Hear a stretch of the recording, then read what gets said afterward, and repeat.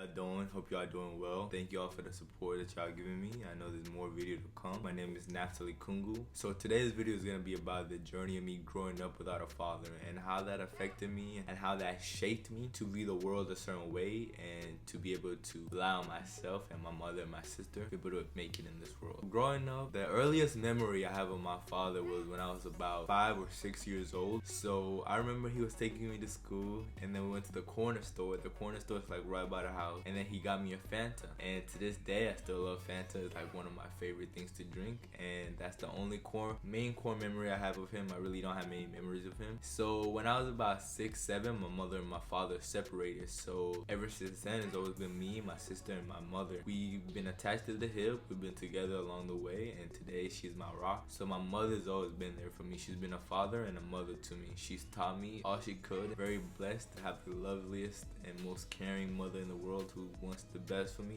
no matter what. Saying all that to say, there's some things a mother cannot teach a kid. There's some things a mother is not supposed to, or she really can't understand when she's trying to teach a male child. Sometimes, most times, a father is supposed to be there to be the guidance the child needs, because the father has experienced the world, a male perspective, a male view of the world. So yeah, my mother, nothing took away from her. She did a really good job. Growing up with a father guided me to be like, oh, I'm gonna be when I get a chance, I'm gonna be the best that I'm gonna be. And I am also aware that the grass is not always green on the other side. There's people who wish they didn't have fathers, who grew up in very toxic environments, and to say that I'm sorry that you experienced that, and to saying all that to say, a father is supposed to show you what worked for them and what did not work for them. They're supposed to give you a little blueprint, like things that worked and didn't work. So as a father, I believe a father is supposed to be there to guide you, not to make as many mistakes as they did, for you to have a smoother way of life. So yeah, and then if you don't have that in your life, you don't have a father figure that's there to protect you, guide you, you end up having to figure most things for yourself, like I did. So being blessed with the technology of this world, I'm able to look up male figures, masculine figures, people who I believe have very good insights and views on the world, and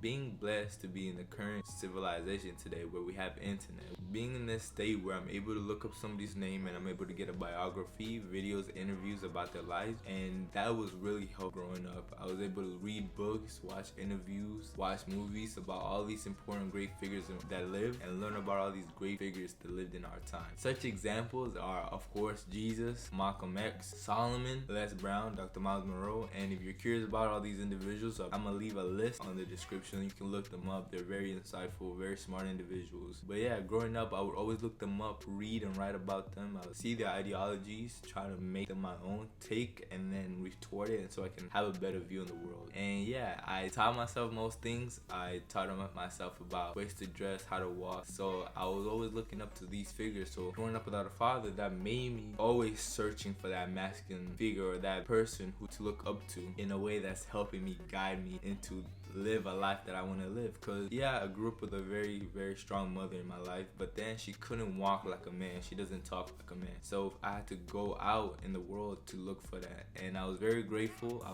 didn't get entrapped in bad crowds. I was very grateful to always be protected and be able to be in a safe environment where I wasn't influenced by negative people. So I was very grateful for that. I'm not sure why, but I always looked up to like positive influences. I never looked up to like negative influences, or when I did see it, I never emulated it. So I never saw, oh, that's cool, that's the way of being a man is. So there's some coming up, there's some things that I believe would not beneficial, but I'm working through them today. But eventually I believe it's gonna be, I'm gonna be able, for my offspring, I'm gonna be there for them to be like, this is what I did, this is what you shouldn't do, and hopefully their life is better than mine was. And at the end of the day, I believe that's what the goal should be, to live a better life for your children than you have. And I understand that I can't change the past. The past is what it is, but speaking about it, there's somebody out there who feels or is living through this that is gonna be able, that's gonna be able to at least relate to me, or in a lot of it. I know there's some people, I know I can't change the past, but I know there's somebody out there living through a similar predicament that I did, and would love to hear this message. So for the young man, young woman out there, I'm telling you, you're not alone, that you're not the only one experiencing this. And the goal of my channel is to kind of give you guys a sneak peek of my fears, my strength, my happiness, my sadness, and hopefully, most likely, I wanted to help somebody in the world. So to the young man or woman who's out there who feels like they're unwanted, that nobody wants them in this world, I want to tell you that you are important. There's something this world will lose if you weren't there. There's somebody that needs your help. It's something that the world needs from you.